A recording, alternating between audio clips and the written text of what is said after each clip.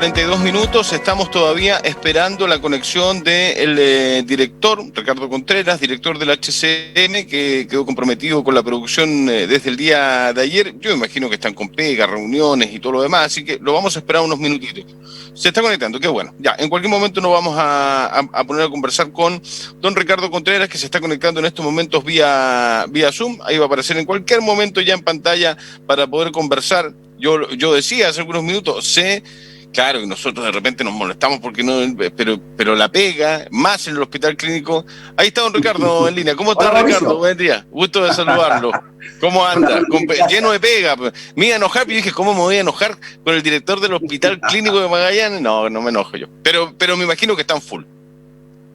Efectivamente, Mauricio, estamos con mucha actividad dentro del hospital y por eso aprovecho de pedirte las excusas por esta avanza en la conexión.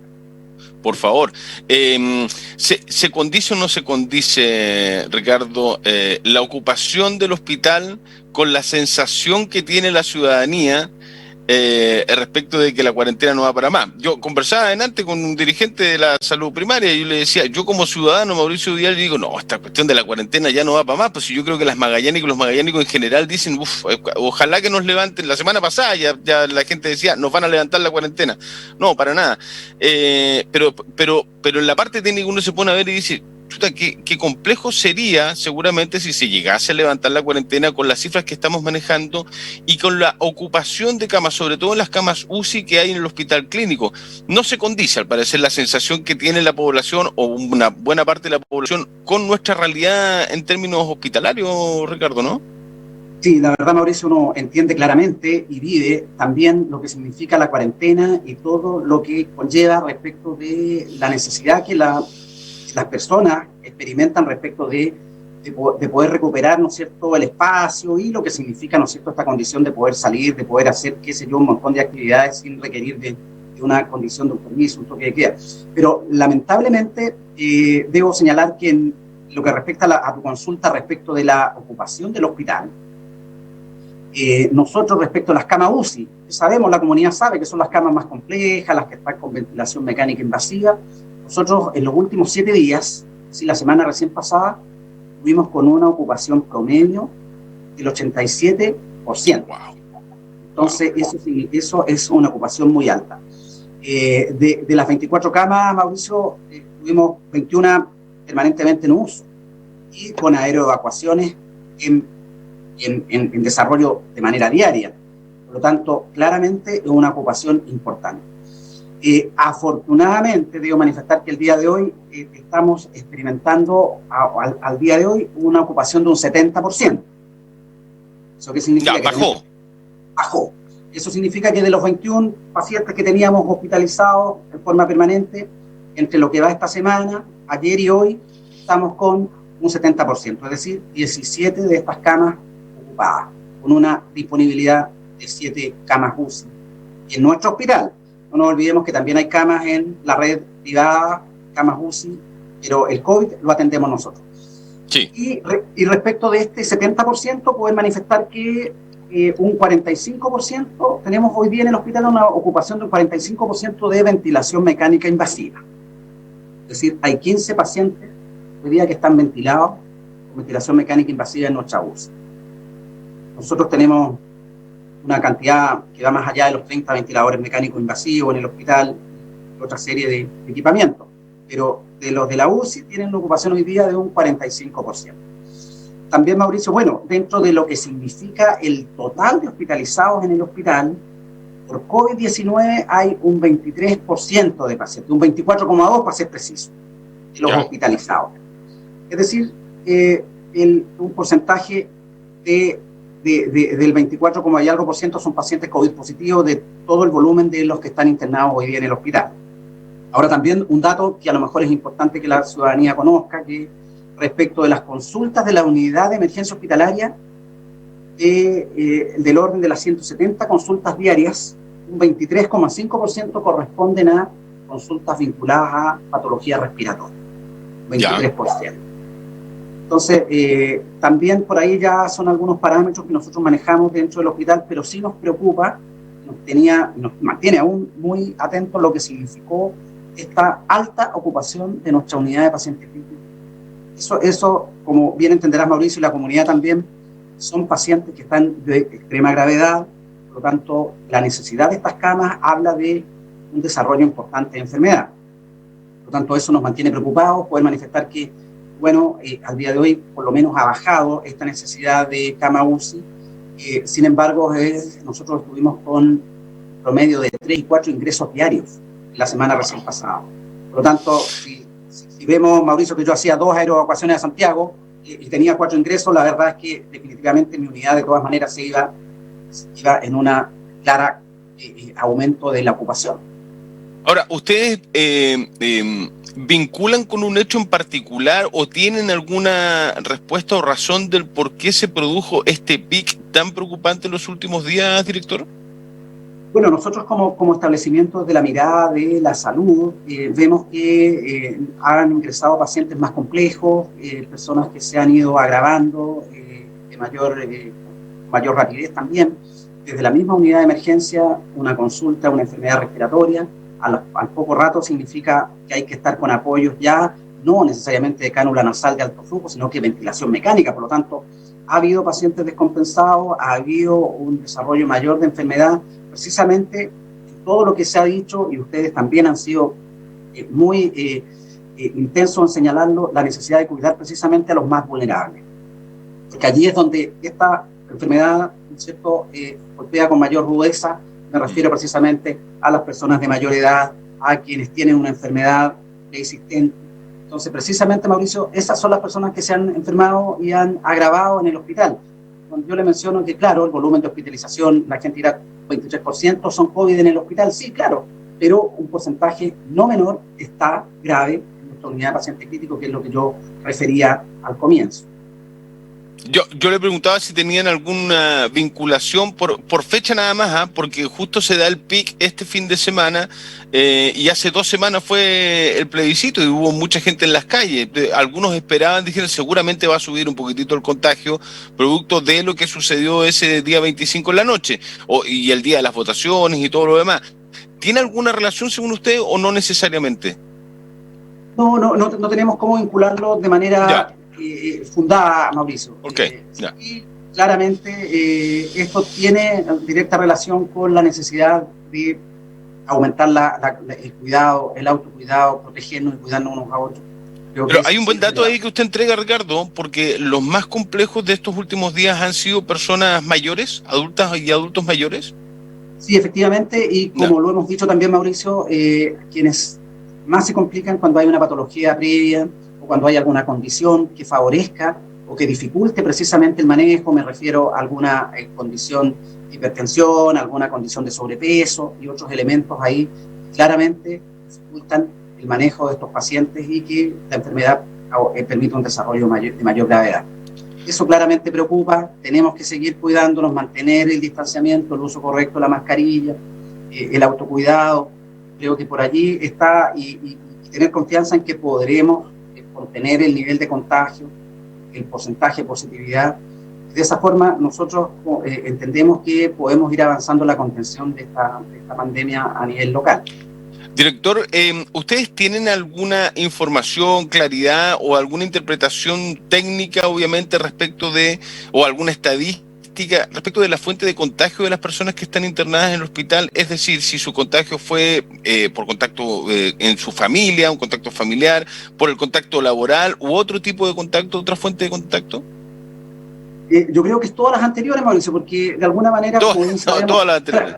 Claro, la circulación es comunitaria, por lo tanto, frente a eso, puesta, digamos, desde la intención del hospital, sabemos que la Seremi de Salud hace un trabajo técnico allí de identificación de los sectores más afectados y todo lo que significa el seguimiento, ¿no es cierto?, la trazabilidad para aislar los casos. Pero nosotros como hospital nos preocupa fuertemente, digamos, lo que dice relación con la atención y el manejo clínico de esta patología. Por lo tanto, entendemos la necesidad, la ansiedad también, y todo lo que conlleva, pero insistimos en que depende de nosotros mismos podernos manejar de buena manera frente a esta grave condición que nosotros vemos en el hospital. Ahora, Mauricio, como yo le comentaba, tenemos recién 2 días nosotros con algún espacio. pero estuvimos sumamente complicados la semana recién pasada, cuando yo le hablaba cercano a un 87% promedio, y días en que estuvimos con más de un 90% de ocupación. Entonces eso realmente nos tenía complicados y nos mantiene preocupados. Naturalmente que la red, como le hemos informado en otras oportunidades, la red asistencial actúa como un ente único. Nosotros, a través del ministerio, lo que es la unidad de gestión centralizada de camas, nos permiten mantener la continuidad de la atención derivando pacientes, cosa que no ha sido casos aislados, sino que ha sido un volumen importante de traslados o aeroevacuaciones que ha debido desarrollar nuestra unidad de pacientes críticos hacia otros centros del país. Ha sido una necesidad en razón de los mismos niveles que yo le comentaba anteriormente. Así que bueno, la tarea es nuestra. Tenemos que saber contener este volumen de contagio a nivel de la ciudad. ¿Cuántos aeroevacuados llevamos en los últimos 2 meses, director? ¿Aprox? ¿Tiene la cifra, no sé si aproximada o exacta? Por eso, ya tenemos un centenar de aeroevacuaciones desde la última semana del mes de agosto a la fecha. Efectivamente. Un poco más de 100. Claro, más de 100, debemos estar en 101, 102 aeroevacuaciones producidas desde la última semana de agosto, cuando vino esta segunda enorme ola que podríamos llamar nosotros acá en nuestra región.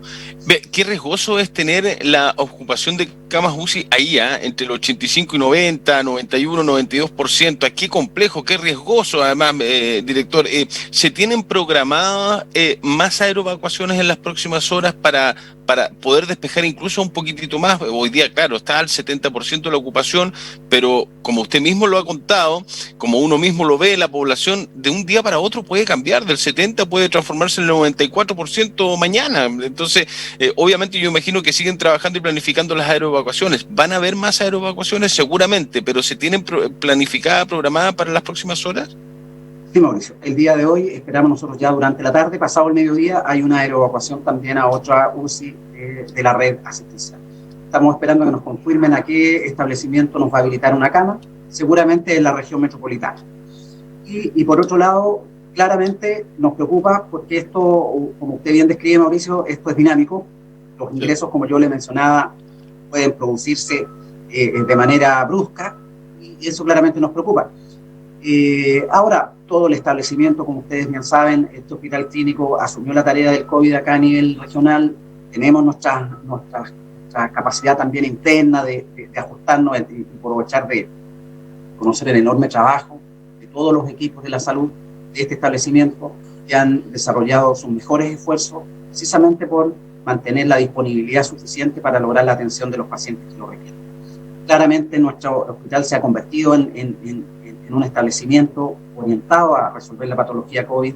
Nuestros equipos, por ejemplo, le puedo mencionar que los equipos de los pabellones quirúrgicos también, todo el equipo de anestesiología está disponible para poder apoyar en caso de ser requerido. Por tanto, también hay capacidades dentro del establecimiento. Pero naturalmente que lo que nosotros estamos insistiendo en que no podemos llegar a unas instancias límite. Tenemos que ser capaces de contener este volumen de contagio y evitar que los más frágiles se sigan contagiando, que son quienes finalmente se llevan la peor parte de toda esta grave enfermedad. Hay mucha gente preguntando, haciendo comentarios a esta hora de la mañana. Pero, a ver, quiero mencionar un par nomás, como comentario, a ver si lo podemos dialogar, director. Los traslados, dice una persona acá, ¿son por falta de personal o por falta de camas UCI? Yo entiendo que el personal está sobrecargado, pues muy cansado, incluso con contagio. ¿Eso tiene relación con un traslado, por ejemplo? No tenemos el personal necesario para poder atender el 100% de las camas. Estoy poniendo un ejemplo, ¿no? Se lo pregunto a usted. ¿Tiene relación o solamente es capacidad de camas? Mauricio, la verdad es que efectivamente nosotros hemos debido complementar nuestros equipos. Ha habido gente del hospital que también ha sido afectada por la enfermedad. Yo le podría mencionar que los funcionarios del establecimiento, más de 400 han contraído el COVID-19, algunos con mayor gravedad, otros con una situación más pasajera que ha significado solo aislamiento.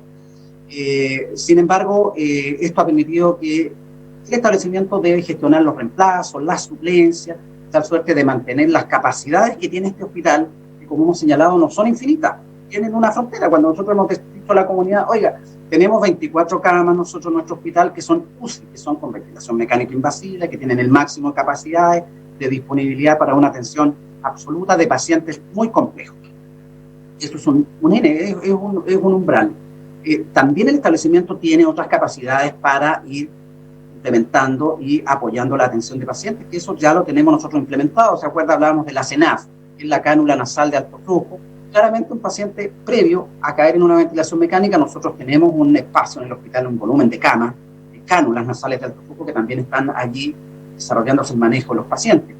Pero es un tema de necesidad de gestión, Mauricio. Al final del día, las aeroevacuaciones, nosotros aseguramos, por un lado, la atención, la continuidad de la atención de nuestros pacientes, y por cierto que también vamos permitiendo que exista en este hospital la disponibilidad de atención ante mayores demandas de hospitalización.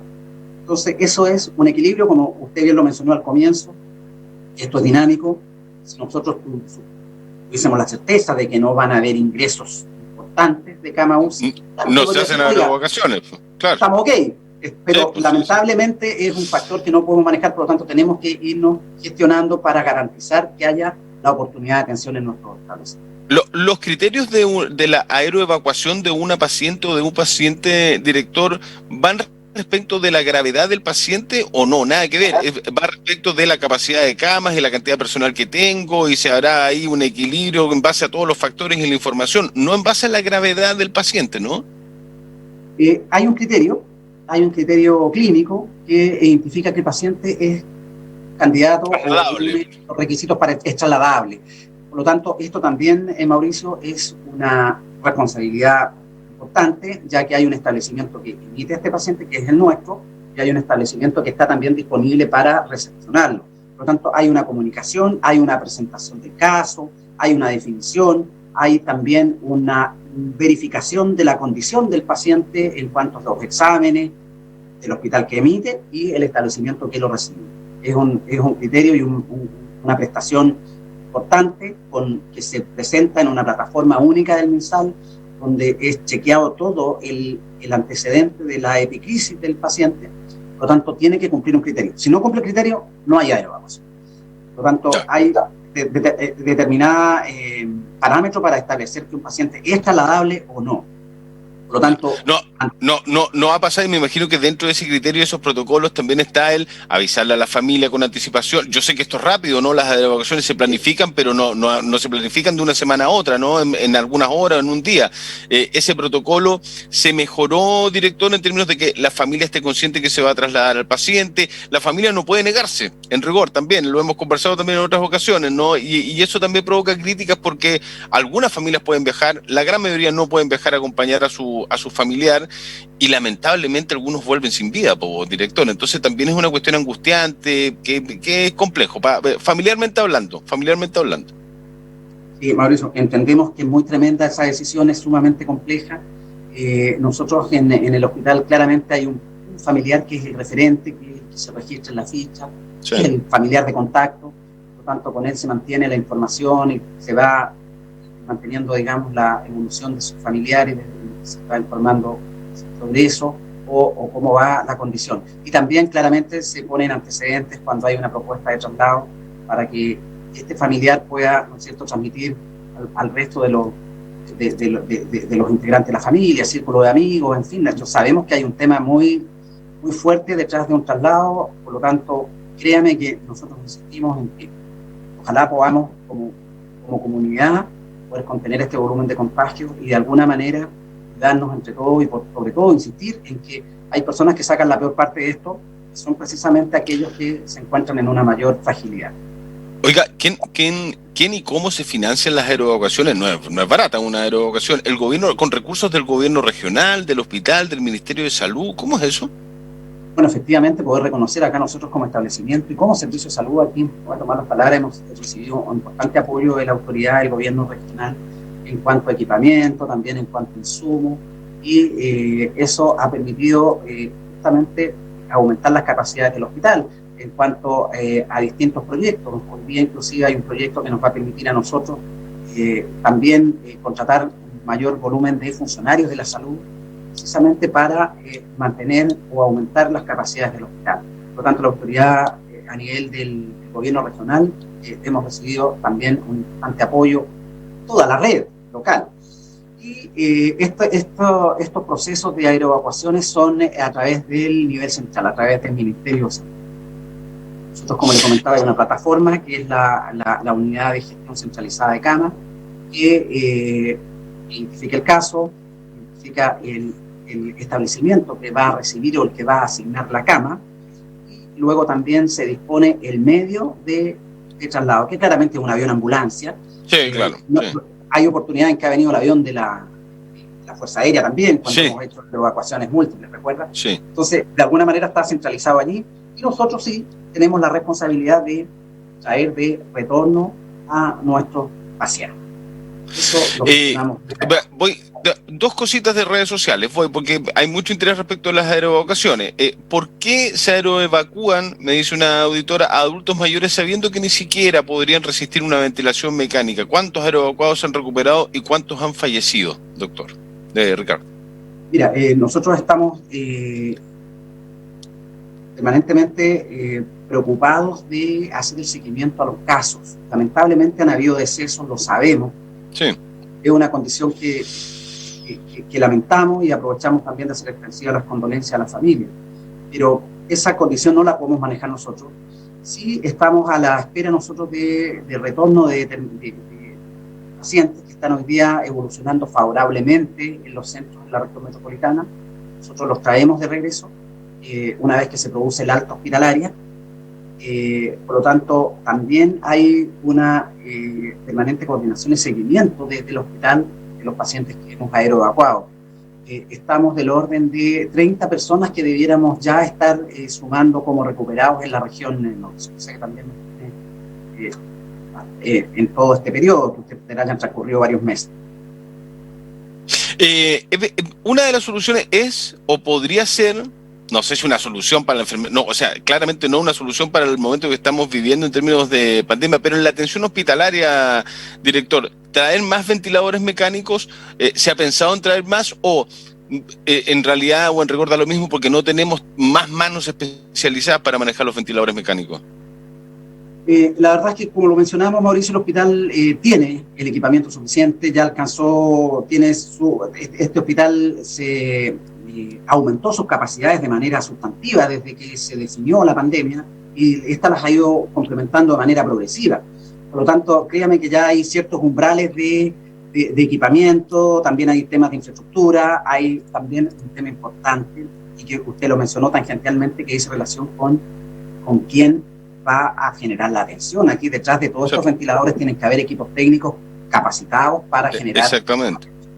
Entonces, usted tendrá que los equipos de profesionales especializados en UCI están ya comprometidos en todos los establecimientos. O sea, nos cuesta encontrar recambio o reposición para estos equipos. Por lo tanto, las camas que nosotros hoy día tenemos en trabajo, las camas UPC, están con las capacidades suficientes, pero créame que no hay en el mercado, y acá a nivel regional nosotros hemos tenido que traer personal de la salud de otros puntos del territorio. Por lo tanto, es complejo, es multifactorial el tema. Cuando usted me dice más ventiladores, yo le podría decir que efectivamente, que se lo mencioné, de todos los ventiladores que hay en el hospital hay 45% de ocupación. O sea, hay ventiladores suficientes en el hospital. Exactamente, sí.